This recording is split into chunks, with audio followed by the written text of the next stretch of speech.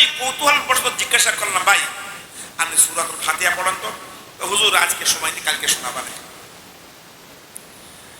ঠিক আছে, হয়তো সময় নেই, কাজে চলে গেছে। পরের সপ্তাহে জিজ্ঞাসা করছি, ভাই সূরাতুল ফাতিহা একটু আমরা শোনান, আপনার নামাজটা সত্যি আমার খুব মায়া দেখে, ধীরে স্থির ভাবে আপনি নামাজ পড়েন, সূরা ফাতিহাটা বলেন। তা বলছে আজকে বলা যাবে না, আপনার ভাবি তাড়াতাড়ি বাড়ি যেতে বলেছে, মেহমান আছে বাড়ি। এখন আমরা তো ছাত্র পড়াই, আমার শিক্ষকতার জীবন চলছে 34 বছর, কথা কি বুঝে আসছে?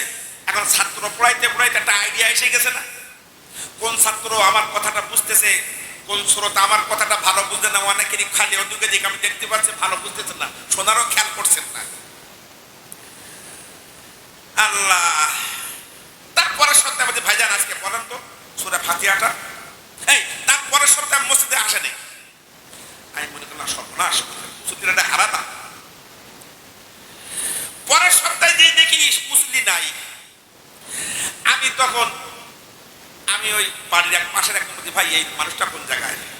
আমি নাম বলবো না, এখানেও তার অনেক চেনে, একজন আসছে সে চেনে। তা আমি বলছি ভাই ওই চলেন তো বাড়ির যাই। কেন আমি 2 মাসে মসজিদে আসছে, ব্যাপারটা কি?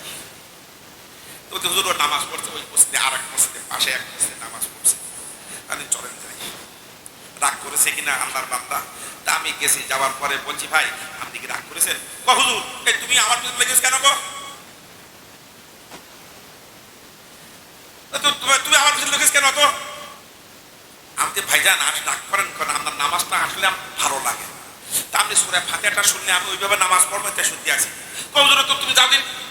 আমি যাবো না, আজকে শুনেইতেই যাবো, আজকে শুনেইতেই যাবো। এখন বলতে বলতে 12টার মধ্যে উঠে গেছি। 12টার পিছন দেওয়া গল্প আজকে আমার সঙ্গে যে লোকটা রয়েছে বলতেছে হুজুর চলেন না, আজকে শুনিয়ে শুনিয়েই যাবো। লাইন কতটুকু? এখন গেছি, 12টা বসতে দেখাতেছে। আমি যে ভাই একটা সূরা ফাতিহা পড়েন। না হুজুর আমি এই জুমা দিন যাবা না, যে শুনে আমি এই জুমা গেলেন না কেন? ওই যে আপনি বারবার জিজ্ঞাসা করতেছেন, এই জন্য আমি যাচ্ছি না। ভিতর থেকে ওই আহলিয়া করতেছে, পরিবার বলছে তা হুজুর শুনতে তুমি উত্তর দেখান, তুই একটু বলো হুজুর শুনতেছে তোমার কাছে আলহামদুলিল্লাহ সূরা, তুমি একটু বলো। খারাপ শব্দ দিয়ে কথা বলবে না, জানো হুজুর আমার সাথে কথা বলতেছে। হুজুর বিশ্বাস করেন এই শুক্রবারে দিয়ে আপনার শোনা মানে। যাক আমি আসলাম, আসার পরে এক দ্বারা দাঁড়িয়ে বলতেছে হুজুর এই সূরা ফাতিহার মতো কিছু জানি না। কথা বুঝাইতে পারলাম, সূরা ফাতিহা অত কিছু জানি। আপনি এত জানেন না, আপনি ছিলেন না কেন? আপনি ছিলেন না কেন সূরা ফাতিহা? তা আর কোনো সূরা জান না? হুজুর ওই কুল ওয়াল্লাহ সূরাটা জান। তা বলেন কুল ওয়াল্লাহ, কুল হুয়াল্লাহু আহাদ আলাইহিস সামাদ, এরকম পড়তেছে।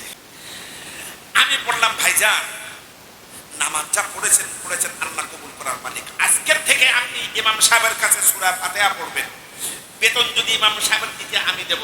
ইমাম সাহেবের ডাকলাম 5 মিনিট, ইমাম সাহেবের হুজুর আপনি শেখাবেন, আপনি ওয়াদা দেন। হুজুর আজকের থেকে আমি আর বাড়ি থাকবো না, সময় পেলে হুজুরের কাছে এসে সূরা শেখা শুরু করে দেব। বলেন আলহামদুলিল্লাহ। কমপক্ষে 5টা সূরা তো শিখতে হয়। কয়টা সূরা? সূরাতুল ফাতিহা আর 2টো সূরা, 4টে সূরা, যে কোনো সূরা আপনি 4টা শিখলেন, 4 টাকার নামাজ পড়তে তো মধ্যে তো পড়তে হয়। এখন আমাদের হালত এমন যে আমরা সূরা ফাতিহাটুকু আমরা শিখতে পারলাম না। এটা আমাদের বড় পোড়া কোপা, এটা আমাদের খুব পোড়া কোপা। আমরা পড়ি সুবহানাকাল্লাহুম্মা ওয়া বিহামদিকা ওয়া তাবারাকা ইসমুকা ওয়া তাআলা জাদ্দুকা ওয়া লা ইলাহা গায়রুক। আর পরে অনেকে আছে সুবহানাকা বাইনদাকা তাবারাকা কাসমুকা। বলেন তার সানাবরা কি হলো?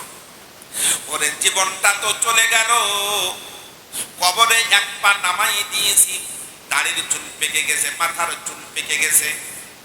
ওরে শরীরের মধ্যে কবরের জগতে যাওয়ার জন্য আলামত এসে গেছে, কিন্তু আজ পর্যন্ত আমি সূরাতুল ফাতিহা শিখতে পারলাম না। আমার মতো এত পড়া কপাল আর একজন পৃথিবীর বুকে নাই।